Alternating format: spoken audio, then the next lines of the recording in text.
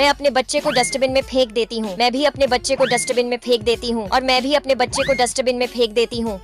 ओए पागल लड़कियों, तुमने अपने बच्चों को डस्टबिन में क्यों फेंका? ये हमारे बच्चों के रूप में राक्षस हैं। रुको, मैं अभी चेक करता हूँ। रोबोट बेटा जल्दी आके चेक करो। अरे हाँ, ये तो सच में राक्षस है, तुम जा सकती हो। अरे हाँ, ये भी राक्षस है, तुम भी जा सकती हो। ओ लड़की, ये तो असली का बच्चा है, तो इसे क्यों डस्टबिन में डाला? क्योंकि ये मेरा सौतेला बेटा है। तुझे भी पिंजरे में बंद